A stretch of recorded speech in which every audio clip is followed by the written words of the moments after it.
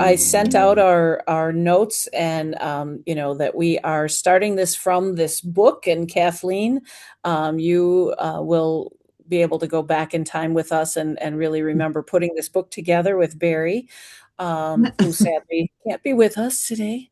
And uh, it's I think it's fascinating. I really think what's kind of interesting is that when we did this book, we self-published it as an organization, and the reach that it got is only as far as our membership was at that time, which could easily have, it was definitely under 400. I don't remember how many we printed of it, but it's a small printing. So these articles probably are not well known by or remembered by maybe even the people who wrote in them. I don't know. David, did you remember writing this article among all your articles you've written? Yeah, I think I just pasted it together, probably. I think it even says in there that this was partly coming out of a book you were doing at the time or Yeah. something. So, This was so I'm 2002, 2003, yeah? yes, yeah. Mm. So what's interesting is that some of our board members were kind of like, "Hey, this is nice to see this book. I never saw it," and so it's generated some interesting discussion, and I think it's a great structure for us to move forward in the next 2 years as we approach 2028 and the 75th anniversary of our organization. That it's appropriate that we kind of step back, look back 25 years or 20 some years ago and see. What what do we take from this, because we've been talking, in fact, our McLuhan issue that just came out with that Neil and Carol and Antonio and Andrew helped edit. It also was the same process of really taking a look at theorists from the past that are still valid and worthwhile for us to see how do we apply them to today's situation. And I think it helps gives us some grounding in foundational philosophies and principles. And so that's what we're hoping that this sort of does for us, but then creates that foundation that then we can build these conversations over the next 2 years with the idea, where do we go from here, and what do we not want to lose from all the work that's been done in the past that is still very valuable and valid. So with that in mind, I don't know if we'll start. If each of you have some prepared remarks or want to talk for 5 to 10 minutes or so, we'll start with Kathleen as the editor of this issue. And then, and if you just have some comments, that's fine. It can be informal, however, and then we'll go right into like discussion. So maybe we'll start with Kathleen and then move to David and then Alfonso. Okay, I'll make it quick. I miss Barry so much, and Marilee, and it was great working with everybody, Martin, to put this book out. So that brought back memories. I'm glad to see some familiar faces here. I'm talking to you from San Francisco, and I looked at this book, and no, I didn't remember that much about it, but I read it again, and it was so great that some topics came up that resonate to this day, including gaming. And the takeaway I want to share is that what I saw here was two things: the need to do research on various contexts of the messages. And by that, I mean the historical context, the artistic aesthetic elements, the cultural elements. It's not just about storytelling, which drives me nuts when people say that media is about storytelling. It's about the whole aesthetic context and the historical context. And I see that some of these authors, they start to, you can see them reflecting about that in their articles. And the other thing that I see here that still resonates is it's about pedagogy and school systems and the way to integrate literacy into those. Two things come up. One is the disciplinary versus interdisciplinary way that people are taught, and the ways that sometimes these don't connect very well. And that brings us back to the context of literacy. So how do we connect between these? And finally, I'm looking at AI as we all are now, and it's really interesting. I don't know if you've tried video to text, like well, I think what is it called? Sora is OpenAI Sora is it's gone now. So what is the economic context where they pulled that software? But um, but yeah, you can take your friend's picture and put it in a little short video by just talking to OpenAI and also Chat GPT, where people are practicing their job interviews. Especially the software engineers who are getting laid off here because of AI, they're practicing their job interviews on Chat GPT, and so it's very interesting to put together also media production and media analysis, as we've talked about for years. So, what are we going to do with AI? So, all those things are going to come up. So, I'll stop here and look forward to hearing what you have to say about all this stuff. All right. Thank you, Kathleen. David. Okay, well, hello everybody, and nice to see some familiar faces here. Um, just to support what you've said, I mean, congratulations on doing this. I think this is a really useful thing to be doing. Maybe I'm just now because I'm so old, I think we should be looking more at history. But actually, what you do find as you look back, you find that so many of the issues that people are getting agitated about today were being addressed in the past and often in quite interesting ways, even if they look a bit different. So, I think important to look at history, but I think also it reminds us of how sort of contingent, how situated ideas are in their time. So I was looking back at this and I was thinking, okay, what did I say then, or what were other people saying? You got a real good roster of contributors. What were people saying then, but also how was what we said very much kind of situated in its time, almost 25 years ago. Um, and I could feel I read my bit and I found I was really trying to kind of walk a line, along with, I think, like a lot of the other contributors. So, on the one hand, trying to kind of insist on the established critical conceptual framework of media education. And then on the other hand, trying to take account of what was then very much seen as the promise of digital technology, and particularly in terms of creativity. I mean, 2002 was relatively early days for digital media, but in terms of doing practical production, creative production in the classroom, it really seemed like quite a significant step forward.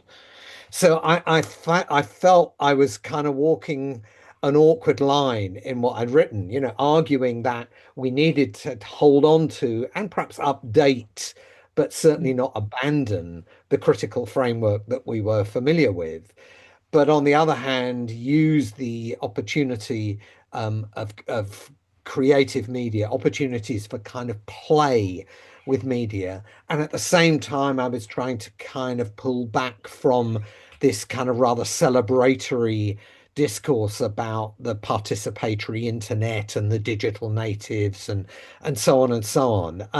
And that was, I mean, I guess I'm still doing that, but it was kind of very much of its time. It was a moment, certainly when it came to digital media, of relative optimism.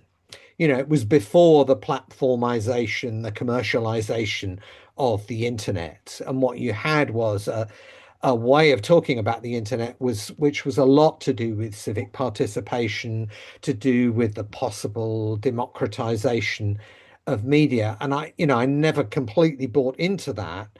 But when you look back to it now, it seems kind of quite utopian, really. I mean, it feels kind of old-fashioned in a way. It's almost got a kind of retro appeal to it. I think we're obviously in a very different place now.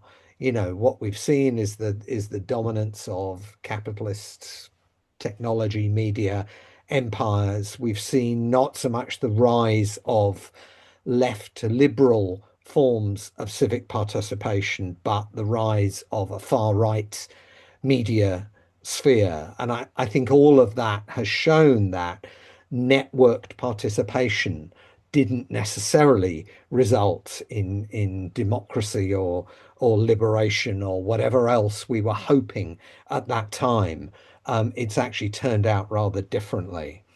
And also, as I think somebody noted in the comments that you sent around from your meeting, I think what we've also seen is the rise of what I'm inclined to call the education technology complex.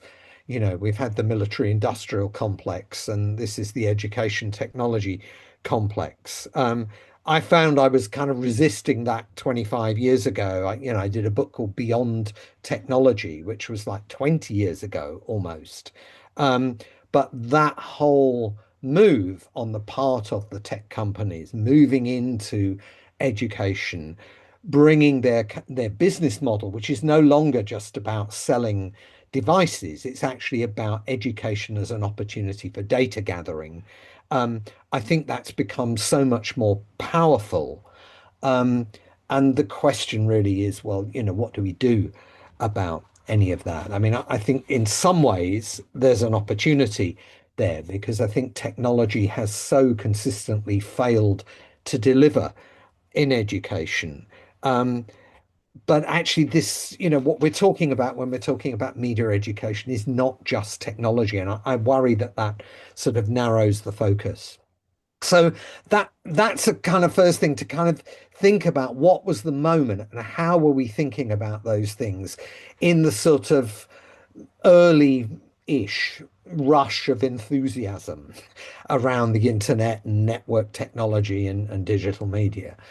The other interesting thing for me, from the UK perspective anyway, was that 2003 was also the year of the emergence of a new policy regime, a new approach to media regulation. We had a Communications Act passed in 2003, which, broadly speaking, left the media to the free market and passed responsibility for control for dealing with the consequences of that free market model, passed responsibility for that to the individual consumer, a very kind of neoliberal approach that we've seen in other areas of social policy. So 2003, the Communications Act, Ofcom, the Office of Communication, is established with a remit, a national agency with a remit to promote media literacy. Not, it should be emphasized, media education. Media literacy was an idea that the regulators and the policymakers imported from the US, primarily, I would say, because it was seen as less threatening, less obviously political and critical, and they ran with that. I've had a lot to say about all of this in articles and on my blog, and we're in an interesting place now. I mean, in some ways, what happened was through the 2000s, the policy talk about media literacy faded away, but it's now come back in the wake of panics about misinformation, disinformation, which is something I've been writing about a lot. Interesting to see it was there in what I wrote, 20 plus years ago. So where has this left us? Where have these policy shifts left us? Well, on the one hand, I would say we're left with this rather kind of instrumental, anodyne notion of media literacy, which actually in practice pays very little attention to critical thinking, whatever anybody might conceive that to be. Media literacy is the responsibility of the media communications regulator, not the Department of Education of government or of schools. And I think actually that move in media regulation is something that's happened internationally, maybe not in the US where the regulatory regime is different, but certainly in many other parts of the world. And meanwhile, what we've seen is a big shift in education policy. The Conservative government that we had for however many years completely refused to engage with media literacy. effectively wrote media education out of the curriculum. Media teachers have been on the defensive for many, many years. And I don't think at the moment the change of government has made very much difference to that. So I think, in terms of thinking about media and technology, we're in a different place. In terms of policy, we're in a very different place. There are different definitions of what we're talking about, different players involved in the debate, different kind of frames of debate. There is a fair amount of lip service paid to this thing called media literacy. But much of it, I think, is often superficial and incoherent. It is, as somebody said in the notes from your meeting, it's everywhere and nowhere. We all pay lip service to it, but actually, where is it really happening? And I think amid all of that, media education as an entitlement for every child as part of the school curriculum has really not got very far, and in some ways gone backwards. I will finish in a minute. Sorry, you should have been warned about giving me 10 minutes. It's a mistake, I think lastly, just to kind of bring it up to the present, there is another shift going on now. So the talk about media literacy continues, but we are now in the age of media banning. And I think this is a consequence of the dominance of the tech companies. The talk is all about information disorder, online misogyny, hate speech, so-called social media addiction, etc., etc. But the response of policymakers has not been to give kids, well, and actually all of us, the means to deal with all of this, but to prevent them from having access in the first place, and assuming that once they get to the age of 16, somehow they will be magically able to handle it all. It's a kind of quick fix solution, which is very characteristic of media panics more generally. Now, I think if you look historically, you could say, well, it was ever thus. And I read the introduction by Barry and Kathleen, and it said, oh, yes, we can see new inoculation theories beginning to emerge. 2002, 2003. I mean, you can absolutely see that now in the debates around misinformation, big time. I actually was remembering one of the first times I ever went to the States to talk about media literacy, Boone, North Carolina, 1995, where we were addressed by the drug czars from the White House, who told us that media literacy was going to be the answer to America's drug problem. It was going to enable kids to see through all these dangerous media messages, and hey, they would all give up drugs. And I wrote a piece actually, which I think was probably in Telemedium, which was called "Will Media Education Ever Escape the Effects Debate?" And I'm not convinced that it ever will, frankly. So, okay, I guess I should say, having talked about the interim, where do we go from here? And frankly, you asked that question, I have no idea. Um, I mean, perhaps part of the problem is that we've actually failed to carry the critique or the argument far enough. One of my sort of personal cliches in this is that the argument for media education is not primarily an argument for adding another topic or another subject to the curriculum. It's an argument for fundamentally rethinking how we teach about culture and communication in the modern world. And it's not just about media. And indeed, it seems increasingly impossible now to distinguish between what's media and what's not media. I mean, in a sense, that's a much bigger argument, and the question of how we might make that happen, how we might actually change the basic paradigm for how we teach about culture and communication is really difficult. And I worry that as media educators, we have all, myself included, always been very good at sort of self-righteous posturing But I think it needs more than that. And particularly now as a retired old man, it's a problem I really wrestle with. I mean, do I write a blog? Do I write books? Do I sort of proselytize for media education, or do I problematize? It's and where are the grounds for any kind of hope about the future? I'm sorry, but the state of the world is such that I am drawing a bit of a blank on that one. So there you are. Sorry, that was much more than 10 minutes. Apologies.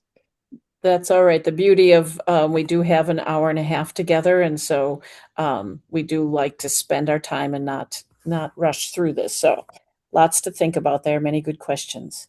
Alfonso, let's hear Thank you. your thoughts. Don't worry, David, I will compensate now with Okay. my short speech. Well, I will start, of course, by thanking you for inviting me to be part of this discussion.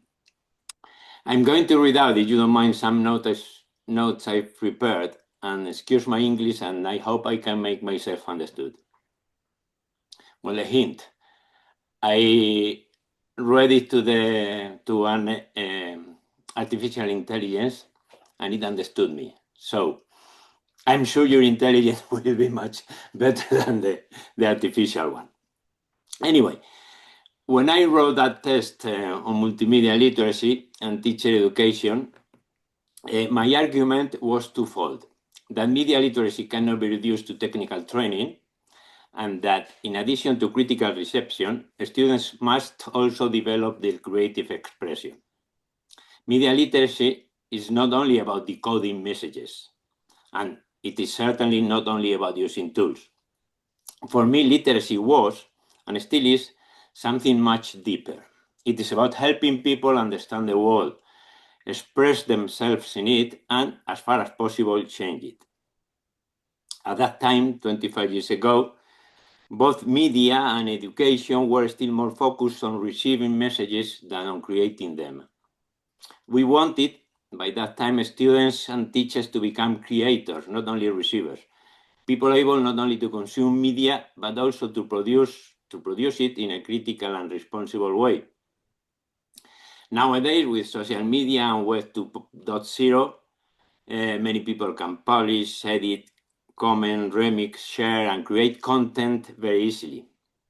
But experience has shown us that more communication does not automatically mean more critical thinking, more creativity, or more democratic participation.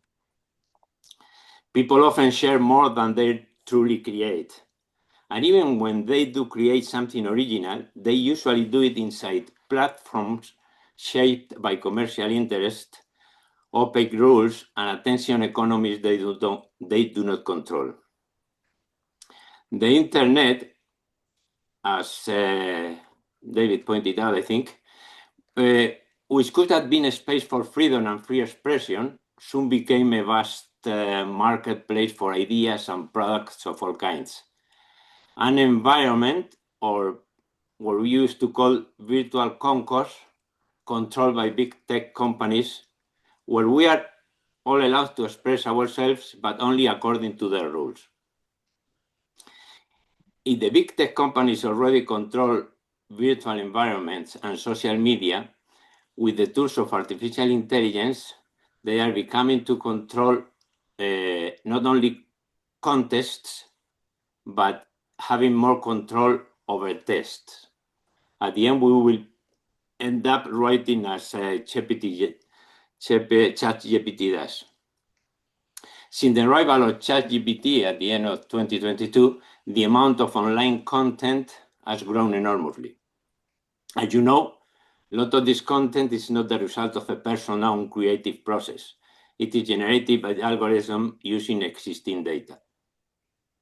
This results, on one hand, in a significant disconnect between the process of personal creation and the final product. On the other hand, a large amount of low-quality content is being generated, flooding social media with AI slop. 20 years ago, when I defended multimedia creation as a key principle of literacy, I was not thinking mainly about the final products. I was thinking about the learning process when making those products, choosing ideas, organizing meaning, making decisions, revising, reflecting. If we leave the process to generative artificial intelligence, the result makes no sense. From an educational perspective, and to paraphrase the poet Konstantinos Kavafis in Ithaca, the true value of multimedia creation, like that of life itself, according to the poet, lies not only in the final destination, but in the process, the experiences, and the lessons learned along the way. Today is not enough to know how to produce text, images, videos, or multimedia. It is true, as you pointed out in your March board meeting, that we need to reimagine production in today's classroom and outside the classrooms, I would add. We also need to know how to work in environments where messages may be suggested, completed, or even generated by automated systems. What does it mean to write when a machine suggests the next sentence? What does it mean to create when a system predicts what we want to say? What does it mean to understand when an interface answers before we have fully formed the question? In short, what kind of relationship with knowledge, truth, creativity, authorship, and responsibility are we promoting when we bring artificial intelligence into education? UNESCO proposes 3 ways of thinking about AI in education. Learning about AI, using AI as a teaching tool, and preparing young people to live in a world increasingly shaped by AI. We see that this is the same holistic and comprehensive approach applied to ICT and the media in general. But as the Greek philosopher Seneca once said, to be everywhere is to be nowhere. I agree with what you said about the agility of media education, because it is everywhere, it shows up nowhere. I have always argued that the cross-curricular nature of media education does not negate, but rather justifies the existence of specific subjects within the curriculum. I recognize that this is a rather naive proposition. However, no one questions whether or not there should be specific English subjects in people's core education simply because that language is studied and is used to study the other subjects.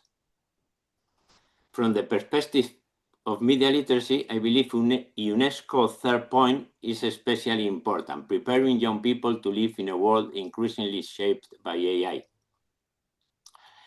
The priority of media education is not only, in my opinion, to teach students how to use AI or teach them how it works or how any other media work, nor to use educational technology in the classroom. The priority is to prepare them to live critically and responsibly in societies where AI, media, and technology are shaping information, communication, culture, work, and public life. Media literacy, and we've been saying this for very long now, is essential for democracy. But now it's more necessary than ever. At a time when democracy is under threat for techno-fascism from some companies, such as Palantir Technologies, you don't mind my naming some of them, some techno-fascism which they are already openly advocating. Media literacy remains a public responsibility. Sometimes I'm older than David, so I suffer the same old skepticism, I would say, about where we can get or what the future of media literacy could be. And sometimes I have the impression that the world has changed greatly, but that we have made little progress. Devices change, interfaces change, names change, but the deeper task is still the same, helping people to read the world, as Paulo Freire would say, and to write in it with meaning, freedom, and responsibility.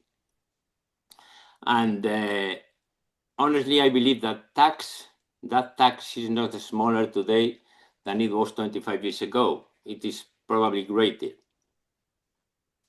And that will be it for the moment.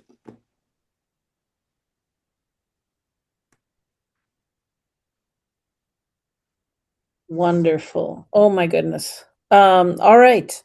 I think we might have some people ready to jump in and comment on things that they've said. Lots of good, somewhat answers. We didn't expect answers, by the way, on all of that because we knew these are questions that will continue for years. And we are rehashing some of the old questions as well. So, any thoughts from anyone? Someone want to take us I somewhere? would like to say something if I'm allowed. Yes. When you say when we mention and we concept critical thinking, which is I think is the core of the thing, since they've stated there in the book, and then we are still dealing with this. There are two things that concerns me, and one of those I addressed in one book that I wrote, and the other one is quite new. The first one is everybody's talking about critical thinking as a marketing piece or as something that is everywhere and nowhere as well. And we cannot define, if you ask some teachers, define what's to think critically, they don't know what to answer. This is one point. Because it's a word that was empty of meaning because it was so used and misused that sometimes it lost value for the general public. I'm not telling about researchers group or people they are going on this concept. So this is one point. And the second point that comes after this is based on the epistemology of critical thinking, going back to Frankfurt School and even back then, the way media works nowadays give us a double give us a double sense of how can we do with that. The first one is maybe are we talking at the same critical thing that we thought when we had television in front of us? This is one point. And so how media, technology that works from different models and setup like AI change the meaning of critical thinking as it not only shapes the world, but mediates. And now I'll bring our dear McLuhan again, since Carolyn's here. How we are in a world mediated by AI and by media. And nowadays, how does it reshapes the concept of critical thinking? At the same time, what's the concept of critical thinking do we need to deal with this current landscape of media? And so I remember MacPack that wrote that book about critical thinking in education, tried to organize the several multiple concepts of critical thinking, but into the curriculum. John MacPack, during the 80s, he wrote,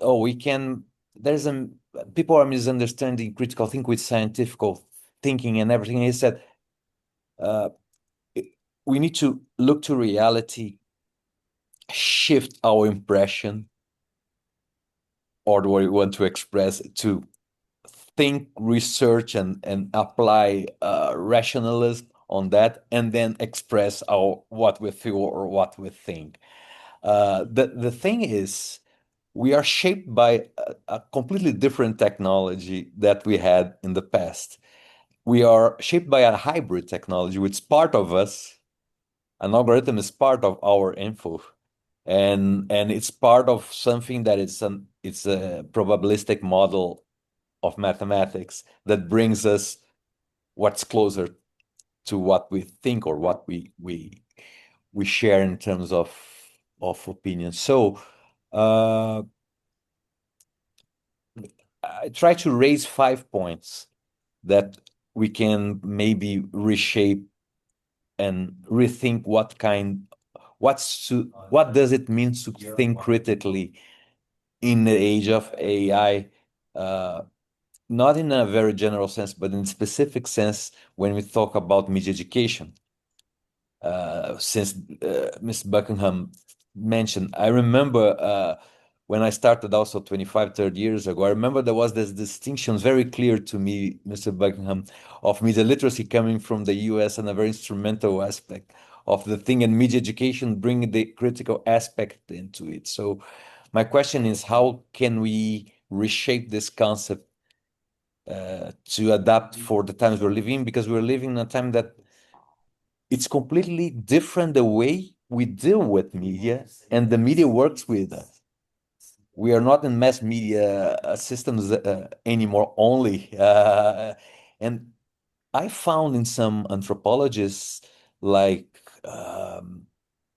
they call neo constructivists, when they put the object in the middle of the room as one point of the communication, and not only a product of our culture, but how the culture can influence us, how the objects can influence us as well. So maybe there is some answer on this side. So it's just a general thought, but it was for me it was amazing to hear both of you, Alfonso and Mr. Buckingham, because it was a class for me. Thank you so much.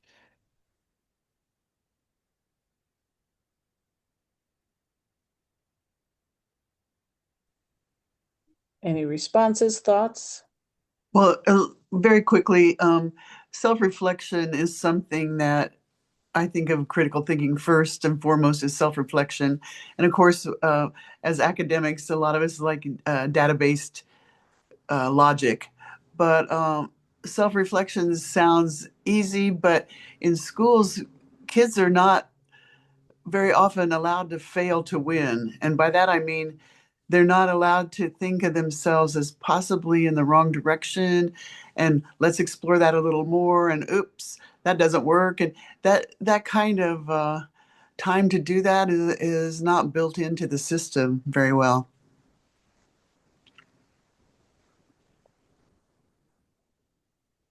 Can I come back on the I mean, certainly this word critical is a problem. Yep. So and it is as I've said before, it's a bit of a kind of us and them term. Yes. So it's premised on the idea that we are critical, and there's always a they who are uncritical. We are the critical thinkers, and in a sense, almost a feeling that our job as educators is to take people who are uncritical and make them critical. And in there's a kind of authoritarian version of that, which is basically that people who are critical who are people who think like us, who agree with us.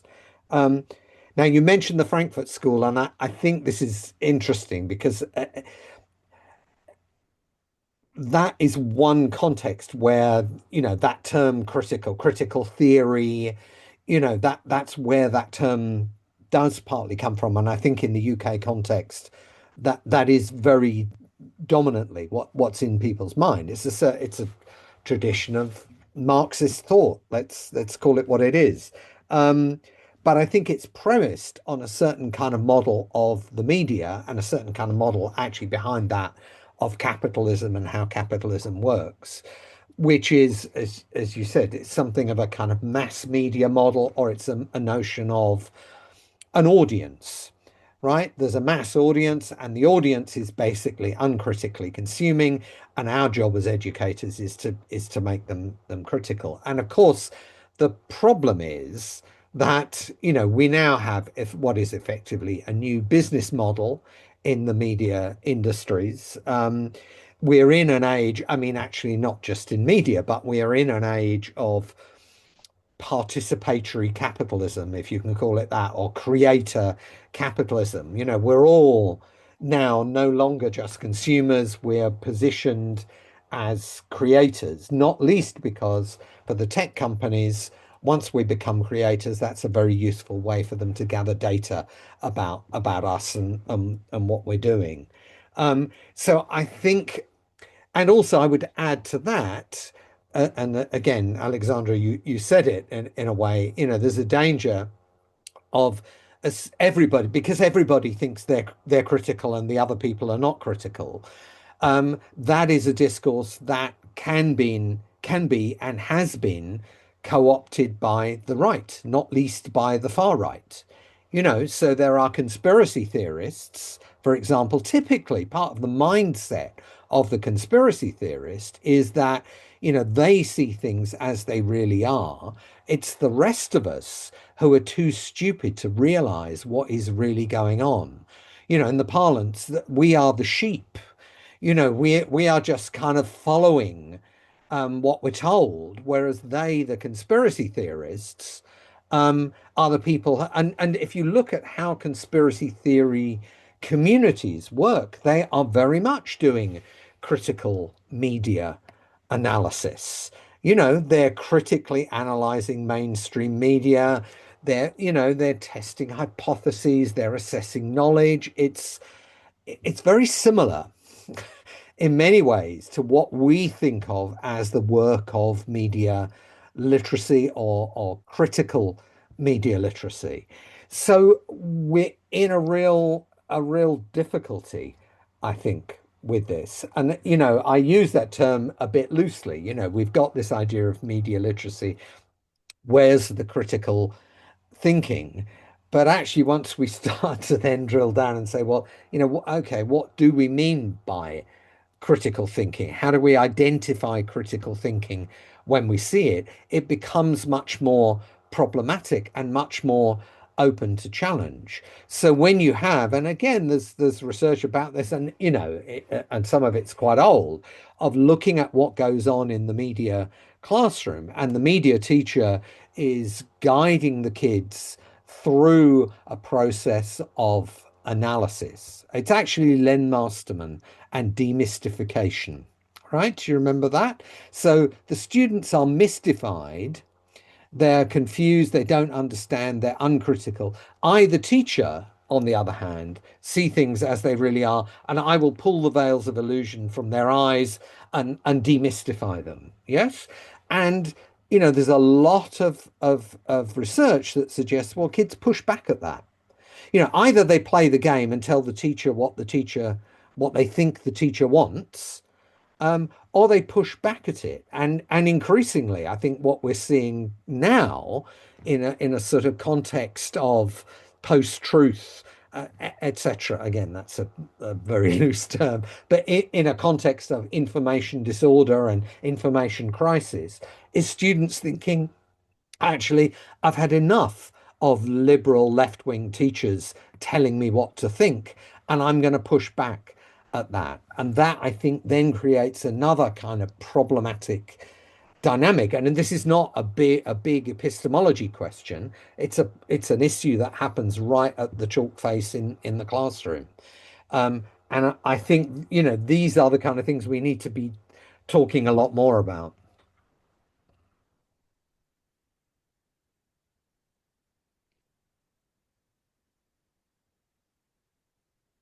There are some comments in the chat that might contribute to this as far as thinking about the term.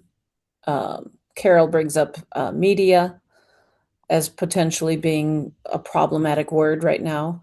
And then Marty brings in the term metacognition, and then Michael does some. So I don't know if anybody wants to talk about some of those, or if any of those people want to jump in. just a few words about the meaning of critical thinking or being critical. I've got the same problem with my students. I always tell them what being critical or having just having your own opinion, being able to develop your own criterion in Latin, or your own opinion, whatever it is. But the whole school systems everywhere, I would say, are designed just for the students to reproduce, not to produce anything. When I was talking to them this morning, I'm fed up with you asking me what you have to do for me. You don't have to do anything for me. You have to do it for yourselves. And they say, yes, but it's you who mark whatever you write. So we don't care about we could think. We just want to pass, and we need to know what you want us to do for you. And at the end, it's very difficult to develop critical thinking or their own criterion when from the very first, the early school years, they are used to be given good marks for how well they reproduce what they are told. So critical, because they tend to think that critical, at least in Spanish, means not being happy with anything, being always complaining. I said, no, that's not being critical. And now with the AI, one of the problems I read about is that we are not only delegating some of our cognitive skills on AI, but also our criterion. We used 25 years ago, or before that, we used to say, yeah, it is true because I've seen it on TV. And everybody says, yeah, it's true because look, I've checked the AI and this is, well, apart from some hallucination, people tend to delegate their criteria on AI tools. Well, I wish I could make myself better understood, but I hope.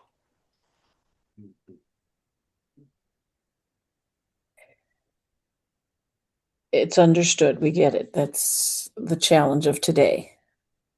And you're right, the system of school, how can we ever get to what we really want inside a system that sort of puts it in a box and defines it?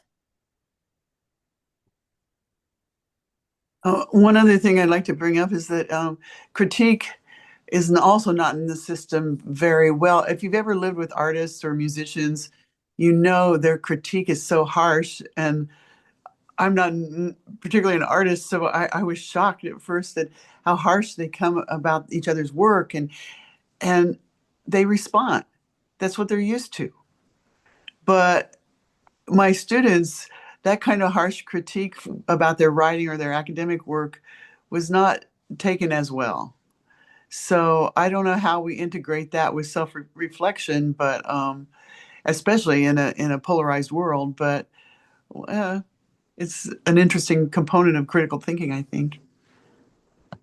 Yes, Kathleen, I like what you said because I start to understand what was critic for art when I start reading the Cahiers de Cinéma, the French magazine for movies, because I think that's critic, but it's giving context. It's about history, put that piece in the context of history more than give an opinion.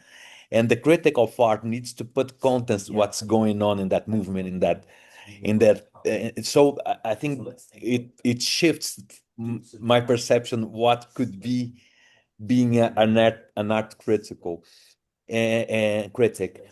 And just to thanks for David and Alfonso to reply to me. And one thing just to try to wrap up this is being critical for a TV show in terms of audience. Yeah, I want to be critical to this TV show is different from being critical to an algorithm. And this is the practical implication when you think about critical thinking in the classroom. And what I mentioned about Bruno Latour is that it's another logic, it's another process, and it is another model of communication that we need to pay attention that implies different ways of understanding what media is nowadays. Because an algorithm in a TV transmission, they have completely different natures, and they have the completely different context in the society itself and how it connects the dots. And this is what this kind of epistemology or philosophical debate implies into the classroom. And my question is always like, who is ready for this? I mean, I'm talking who is ready for this kind of discussion in the I mean, talking about public educational systems. Who is ready? Who is being trained for this? I'm blank as well for this.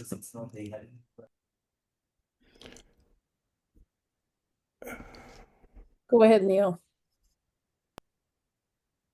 I'm feeling overwhelmed, but I do think that there are some ideas that have emerged here that might be useful.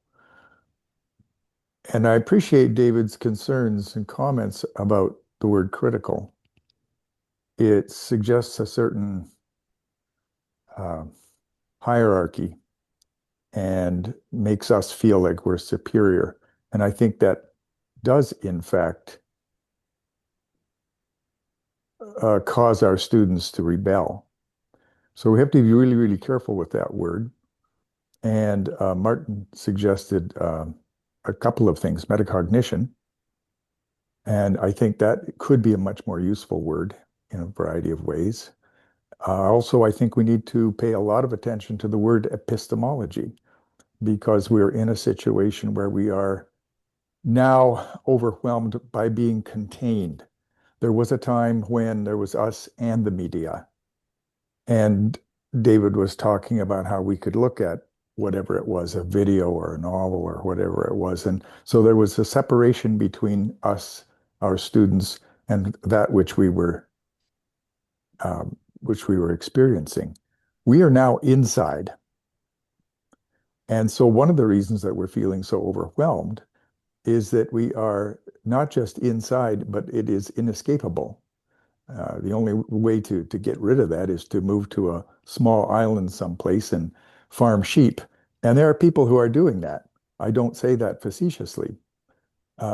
So we have to come up with some responses that are going to work.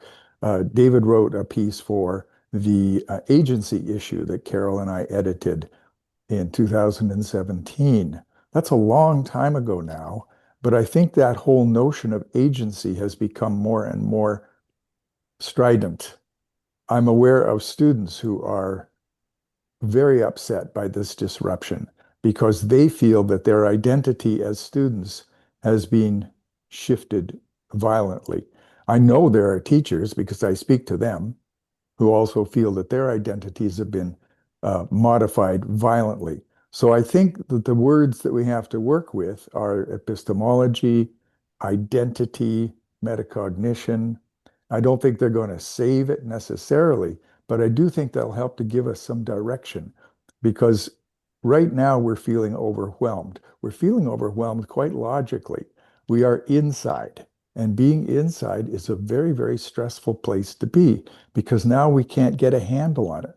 One of the things that McLuhan appreciated about being a Canadian was that he was not American, and that allowed him to observe and reflect upon the media effects that were occurring in the United States. It gave him at arm's length. That was something that I've been trying to do with my students. We try to achieve that arm's length objectivity. Sometimes I call it having a second head. So you have the one head that enjoys the experience, the second head that is analyzing the experience. So we have that, but we also have this conflation of media and culture. And this is adding to our confusion, because the culture has shifted enormously, the media have shifted enormously, and yet they are interwoven inextricably. That's what media is. Culture floats on a sea of media. And if we can address that and invite our students into that conversation, I think we'll make some advance.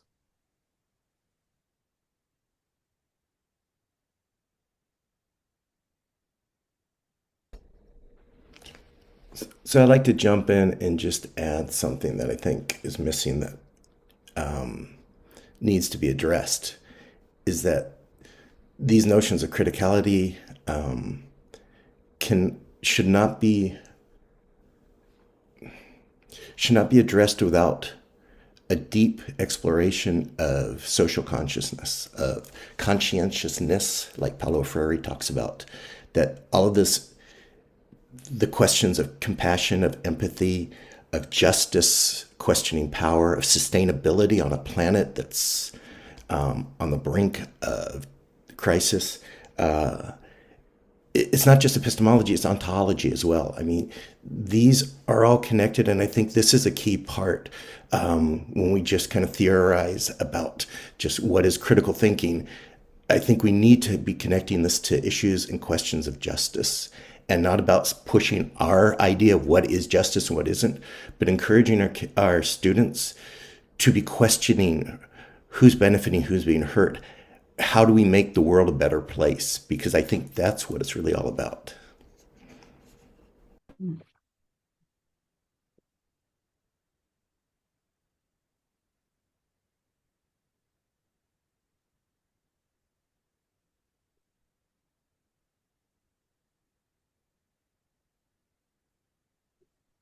I'll sort of piggyback off of that when you talk about, I mean, and this goes obviously in the direction of positioning educators as helping how to think, not what to think.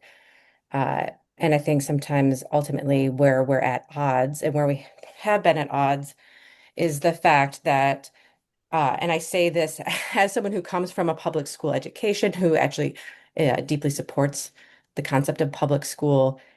A public school is not structured, at least explicitly to support quote unquote independent thought. We like to think that, but at the end of the day, there's a whole line of rhetoric that talks about a pipeline to worker productivity, right? And so I think there's a gap there. There's a real gap. And that's where I feel like we're constantly butting heads, whether it's articulated or not. And I don't know how we work, quote unquote, work through that, work around it. And so and that's not going to change, right?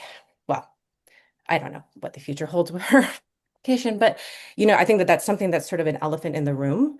Not that that has to be tackled at any given point, but I think it does it does create roadblocks when we're talking about why do we stall out? Why do we hit these plateaus?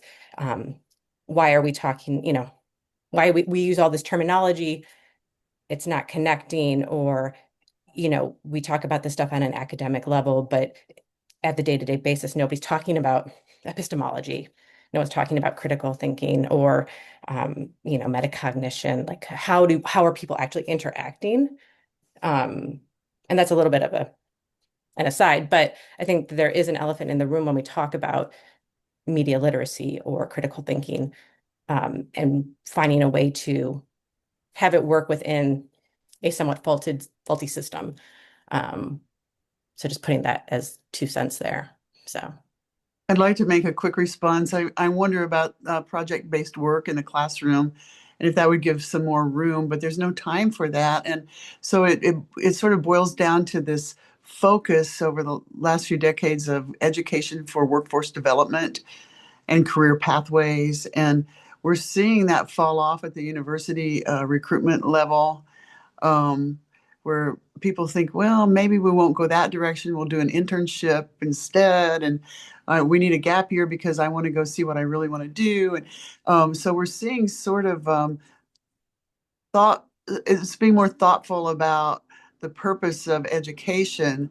And I don't know how to veer away from workforce development, but why would we take away technology, or not technology, but things like the arts, and why would we diminish things like the trades, when those are of interest to some of our students and could be integrated into other civic education and things like that. So I just wonder about more project-based education, if that would help or not with critical thinking.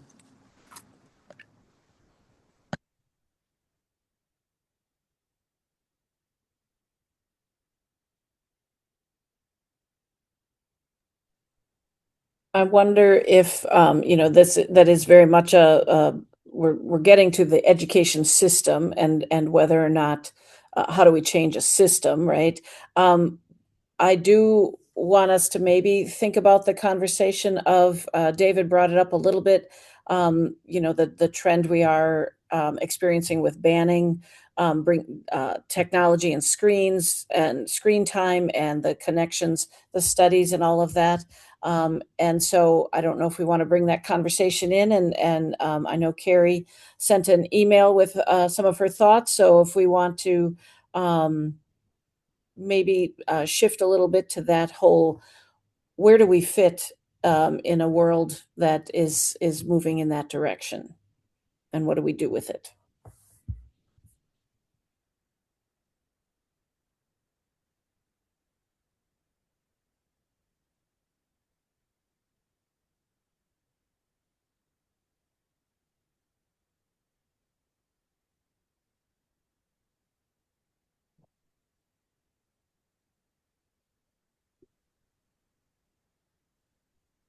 I know Ramsey was the one who mentioned this, like following what's happening in, I believe, Norway and or Denmark and some of the countries that are shifting their education and their approach to less screens and limiting and things like that.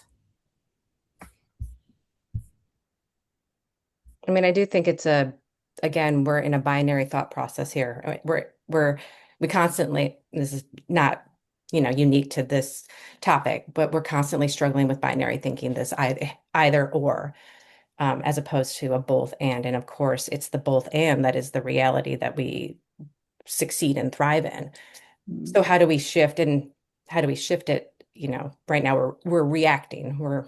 But how can we be responsive without being reactive? When it is a learned habit. Maybe it's just, a human trait. But how do we get ourselves to a place where we're being responsibly responsive rather than reactive so that we can, succeed in utilizing tools for our benefit without losing the benefits of learning of figuring out a problem for yourself, et cetera. So I feel like we're in that zone right now. We have to find ourselves. We have to find a way to be at a policy level to be at both and.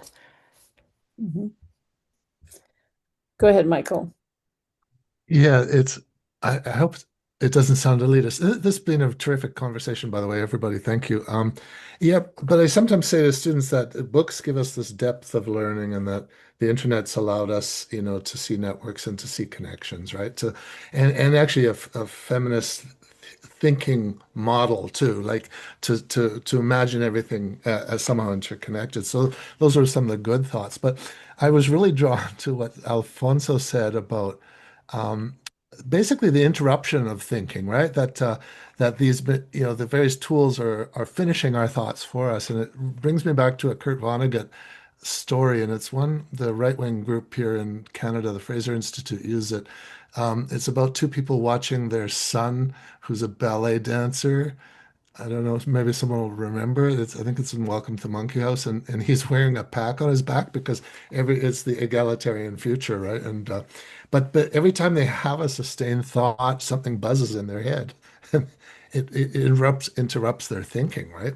So I mean, this is getting me thinking, and it takes us back to Carrie's comment too about the early childhood. But like, what models are we setting up for thinking as a sustained practice, within learning, our learning institutions and our learning processes? And David's comment about at 16, do they suddenly, they're sort of reborn as ready, like That's the connection to the media banning piece, Karen. So Yep.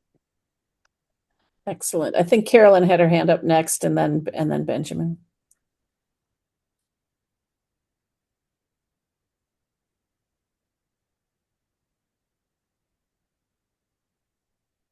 Carolyn, yeah, can.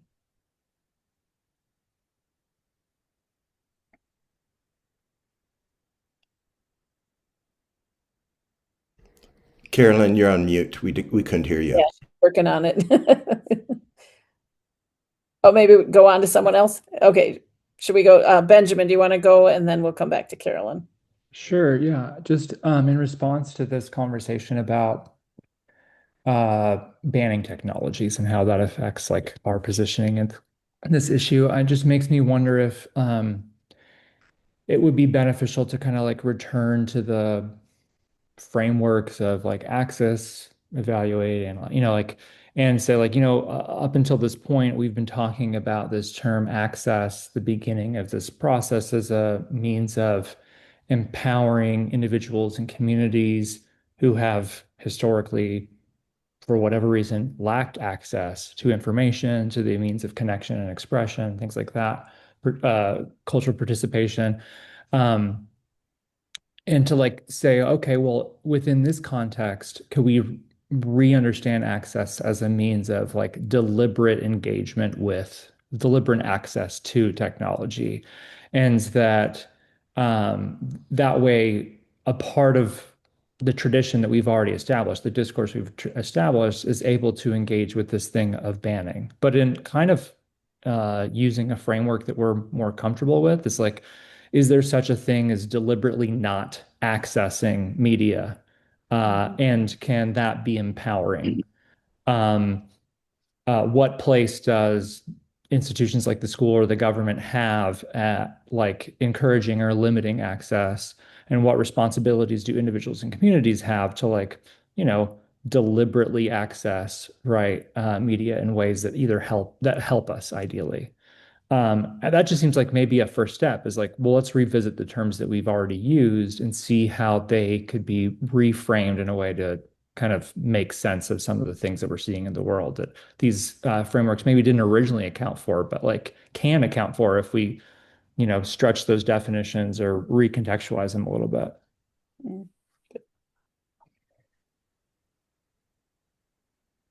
All right. Are you ready, Carolyn? I am. I couldn't get my button to click so that I could talk. So thanks for that. Just wanted to share a bit of a story, very short. I was on a call before this with colleagues of mine who are involved in a project with the Canadian Teachers Federation, and they've been asked to engage in risk mapping about AI in education, which is sort of interesting that that was the chosen term by the Canadian Teachers Federation. So they're sort of involved in a process now where they're, defining what risk means, and then also, sort of encouraging the people involved with the Canadian Teachers Federation to maybe think of this project in broader terms. Would they include a discussion of challenges as well as opportunities? And what about students' rights in terms of education around AI and about it, and the role of media literacy in that? And then, of course, they also got into a discussion about if you're talking about AI and media literacy in education, the students are involved, the classroom teachers, but also the administrators with school boards, what institutional supports exist. So anyway, we just had a very interesting conversation about this focus on risk, and that while it's important, I think, to find out what's happening in terms of AI in classrooms and schools across the country, grappling with that term and what that means has become fairly significant in terms of this project. And it just reminded me, David, of what you said about the fact that we're in the age of media banning, and the focus seems to be on risk and harms rather than the opportunities for education about AI and Alexandra's quest for critical thinking. Thank you.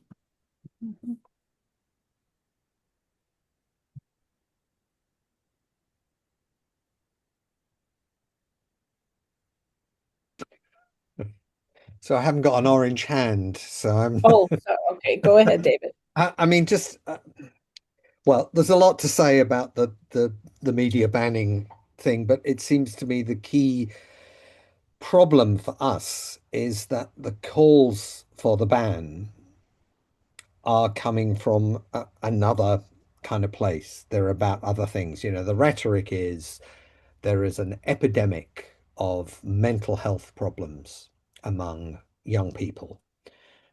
Now, you know, we could have a discussion about, you know, what is about diagnosis, about, you know, how this problem is being defined and measured and by whom and for what purpose. But I think one of the things that is going on, which is it's a classic move, is media blaming. You know, if there is indeed an epidemic of mental health problems among young people, well, you've got to look at inequality. You know, inequality, social inequality maps very directly onto health inequality. You know, the people who suffer the most are the poor, right? I mean, that's not controversial. You've got to look at the privatization of public space, including of these media and the business models that they operate on, which are commercially driven. You've also got to look at the direction of educational policy, which, at least for us, has been very much about defining and nailing down knowledge, which will then be shoved down children's throats, and the imposition of a kind of quasi-military discipline in schools. Now, all of those things, it seems to me, could at least be contributing to an epidemic of mental health problems among young people, but they're not the things that politicians want to talk about. So they look for an easy thing to blame. They look for a scapegoat. Now, I am not saying in any of that, you know, there is no problem with social media and et cetera, et cetera. That would be a stupid position. But what I'm trying to push back on is the logic of the public debate, which is basically to blame media for things that are actually really much more complex and difficult for people to speak about and for politicians to address because basically they don't want to address them. Yeah. So where media literacy fits in all of that, or media education fits in all of that, is then really kind of complex because in the sense that the parameters of the debate have been established by the Jonathan Haidts of this world. You know, they have been established in a way that is very difficult for us to intervene in. You know, media education, media literacy comes to seem like, you know, the cuddly liberal alternative to the media ban. And you have people stamping their feet and saying, oh, you know, all these children are dying. You know, there's a crisis here. You know, and you people are never going to be able to address that. So there's a kind of urgency in the public debate, which makes it very difficult to speak back to. Again, I don't have, as ever, I've raised a problem. I don't have any way of thinking about how we might intervene other than to kind of push back and to question that logic.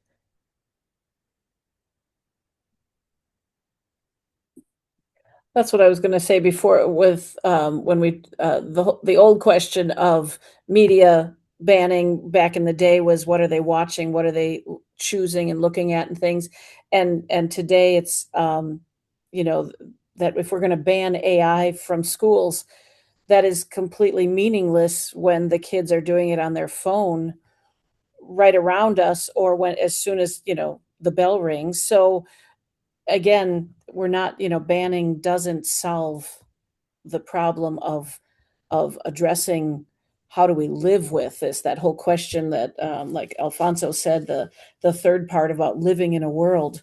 We have to live in this world together.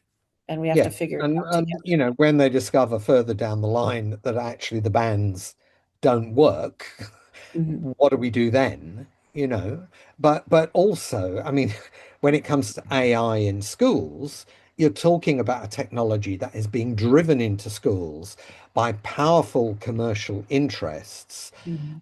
supported by politicians who practice what I like to call educational solutionism.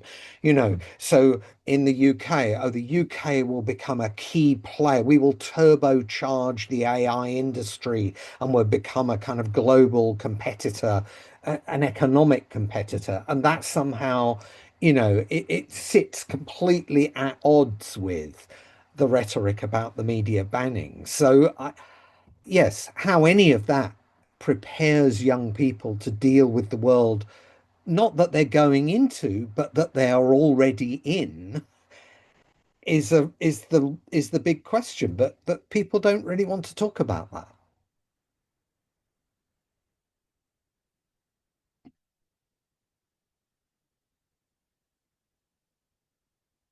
Now, I do have to counter the talk about AI and media and the cell phones in the classroom. I sometimes go to the side of and we are like our district is going to probably collect cell phones next year. I know Belina's been at a school that has been collecting cell phones so they're not in the classroom. And I used to be the kind of person to be like, no, no, we have to learn to live with them together and all that. But young people can't make those choices. And so there is the question of addiction and the need to be on that phone constantly that we do have to take away from them. So there is something to that it's not as easy to just say ban or don't ban because it is a distraction in the classroom. And I'm going to just add something. So, because we have had a year of what we call the yonder pouches going on in my building, and it has changed the dynamics of the classroom incredibly. And yesterday, actually, but with the ones who still tried to get them in, yesterday we had a massive fight in the building that I'm in between two girls over a cell phone. And I have to tell you, it's probably one of the worst things I've ever seen in the 30 years that I've been teaching with these two girls, because one of them tried to throw the other one over the balcony. So, and this was over a fight over a cell phone. And, it's, when we actually pulled the video, it had started down the hallway from one of them stealing their phone, found it in their backpack, which they're not supposed to have, of course. And then it just progressed all the way down the hallway. And by the time, the security guards got here, it had not resolved itself, And the crazy thing is, and I've actually stayed out of a little bit of this conversation because I have a lot of feelings about the school banning piece, but I've also seen the opposite trajectory of it, of what it actually has done to the classroom and what it's changed in terms of actually teaching dynamics, which I also find really interesting because teachers had gotten used to teaching for 10-minute blips instead of a full 60 minutes or 90 minutes, depending on we were on block at one point, and now we're in 60-minute schedules. It's changed the way that they teach as well, to the point where they've actually said we almost feel like we need a little bit of retraining because the kids now want their attention and the teaching has to come at it at a different point. However, on the flip side of that, I'm watching my seniors who need two-factor authentication to do AP testing and all these other things that are coming at them. So the reality of the adult life of a cell phone has come into play as well, and that wasn't ever addressed in terms of the banning. So there's a lot, I think, in the mix of that conversation that I think definitely has been characterized really interesting. And I know like Jonathan Haidt's work is either loved or hated in various spectrums, but the reality is it's something of what I think Shireen said. It's both. We have addiction. we have problems, we have learning issues going on, we have all of that, we have interruptions, we have all these other things, and yet we also have the creativity piece, and that there is a need. It's nuanced, it's all of it, it's scaffolded, but there's really no reason why someone at an elementary level needs to have their cell phone with them. And if I could tell you the arguments leading up to when they decided to put this in, including, parents who went on television saying, I need to get in touch with my child. Well, every one of our schools, every one of our places in our building has a phone that leads in and dials out. So the need is just been really interesting in terms of, what that need actually looks like. And what I have found, frankly, on our end is that the parents have more of a need than the students have in terms of a need. The students are actually pretty happy to not have their parents call them throughout the day or text them and all of that. So it's been kind of that's what I'm saying. It's the yin and the yang. And I definitely feel like what Serena's saying in terms of where it's going and nuanced is very much true, and certainly not covered by the media in any way, shape, or form. Neil, I know your hand is up. Do you want to go? Well, what Belina said is quite true. Those students aren't paying their own bills. And I remember when cell phones came into the schools, and they were all paid for by the parents who wanted to have that access. So it's a wireless tether. But I was going to suggest a cautionary tale, Karen. I know of a situation where a teacher collected all the cell phones in a box or a basket at the beginning of the class and then returned them at the end of the class, which is what you're describing. When the end of the class came, there was a cell phone missing. The teacher ended up having to pay for the cell phone. Now, if that story circulates, and it is circulating, and if it circulates among teachers, they're not going to support the ban, because who wants to be on the hook for a $1,000 bill? It'll stop with the teachers. It won't even get to the students. Well, we've gone far beyond that, Neil, at this point. What the Yonder pouch is magnetic. It's given to every student. It's a magnet that literally locks as they're going into the building. It doesn't get opened until they leave. And we actually have parents now who call in and report if their child calls them. It's wild. It's been a wild year of watching things. The magnets get unhooked you have to come to an administrator to get the actual magnets, or security will unmagnetize so that you can get to your phone. We also have a magnet that we put on the outside of the building for a student who actually leaves their phone in the building, so they don't have to actually come and disturb the building if necessary. It's been interesting to watch and it actually takes the responsibility off the teachers completely. They're not responsible at all. That's good. Yeah. But Belina, what a wonderful opportunity to discuss sites of struggle. Yeah. It just handed to us. Yeah, exactly.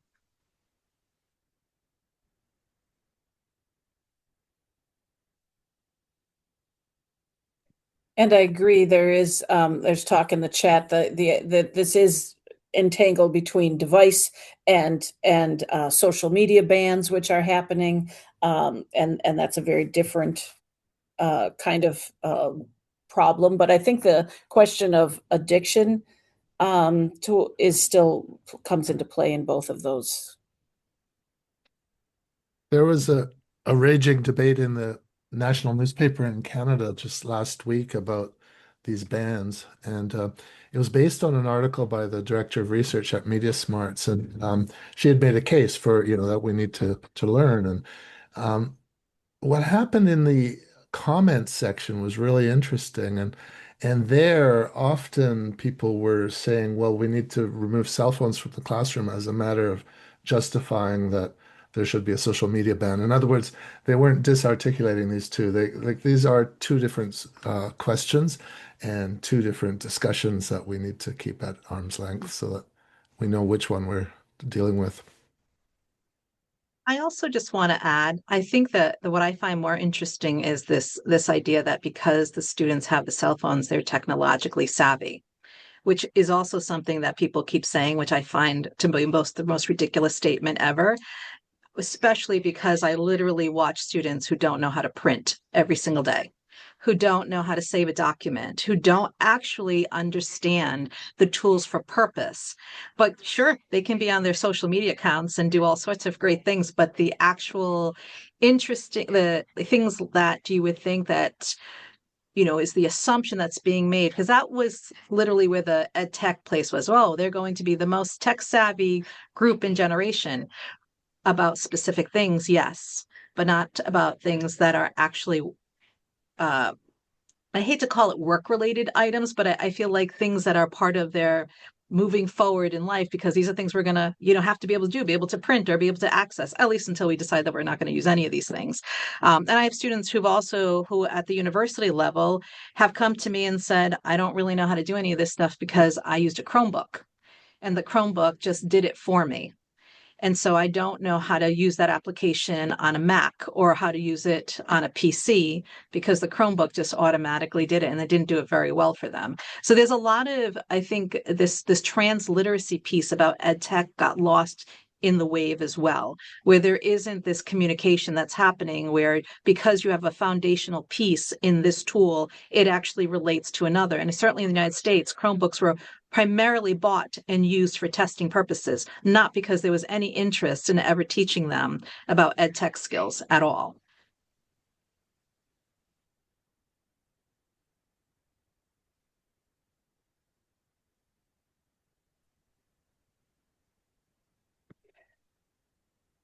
Any last, somebody want to make a comment? Denise? I was hoping that David might be able to tease out more of what he was sharing in the chat.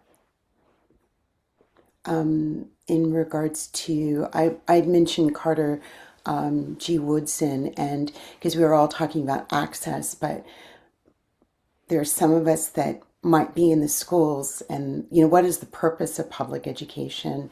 I think we were talking about the pipeline and, but children's literature is my joy. Yeah. And I'm just thinking about that not everyone has access and that there's an intentional, what's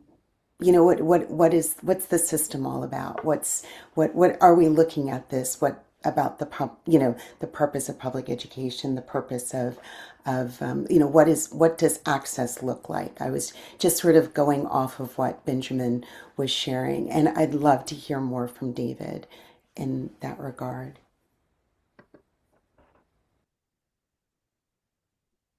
I'm sorry, you're probably not going to, because I'm just reading it now and I'm thinking, okay, what is this about? So I am not going to respond to that, but I will have a look at it. I don't know the even the guy that you're talking about, so I would have to look at it and think about it. Sorry. That's okay.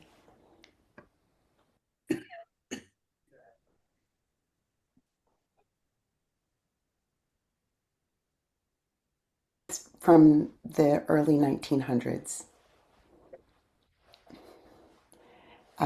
And just looking at the education of or the miseducation of African Americans, and so I was going back to thinking about the idea of access and what does access look like within the classroom itself. And we were talking about students pushing back and talking and sharing perspectives, but when you're the people in the classroom or the people leading the classroom in the majority of the classroom, I think I'm just thinking out loud about what are we reproducing and because I think some people were just sharing about what is reproduced that how do you get good grades, is it and then I'm just sort of, we were talking about being in a box, and then I'm like, am I in the box, am I not in the box, have we burned the box, am I trapped in a box in the box? Sorry, I'm a poet, so maybe that's where my brain is, and just thinking about creative ways of pushing back, and that some of us aren't able to necessarily push back in certain ways, and how might we be able to do that? And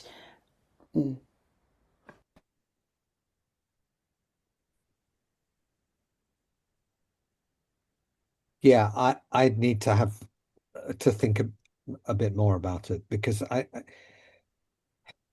mean, in a sense, what you're talking about is how power dynamics that operate in the wider society come into play in the classroom, and that people are then differently positioned in relation to, we were talking earlier about what counts as critical thinking.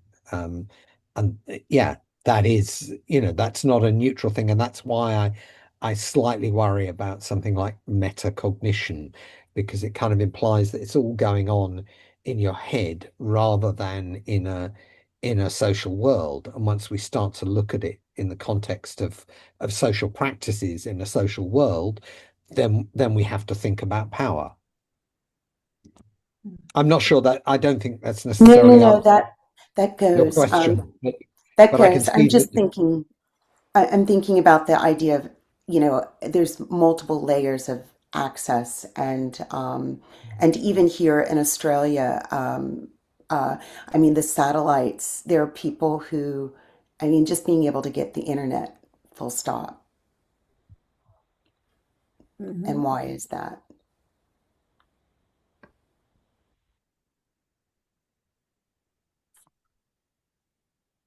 It's true, and I appreciated Benjamin mentioning earlier just the idea that there's a sense of empowerment to choose not to access, but that's based on the assumption that there is a baseline of access, right? And the digital divide is still very much a reality. Sorry, Kathleen. I see you, Kathleen. I'm very quickly, this makes me think of the whole infrastructure. I got a grant with Southeast Utah to put all their schools on the internet in the 1990s, and during the hunting season, the hunters saw the satellites on the hill as targets. So there are all these things we have to think about: the climate change and data centers and what it's going to do to the water and the electrical grid. So that's a conversation for another day. Access has another element to it now.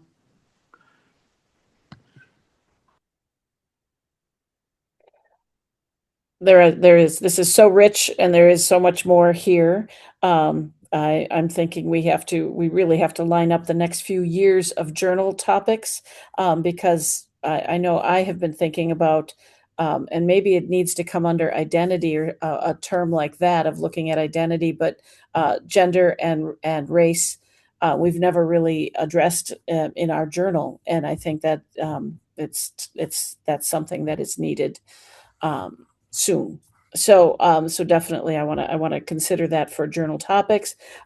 Again, what we're going to do with all of this is, we've created many more questions today than answers, and so this, we will share what came out of this discussion and move into in the next convenings. What we'll do is each convening we'll kind of get a summary, or look at the last one, and then what do we add on to this? Like, how do we now maybe shape this? And so that is where we'll go with our convening plans for the next few years. And we're going to have these meetings at different regions of the world and different regions of the U.S.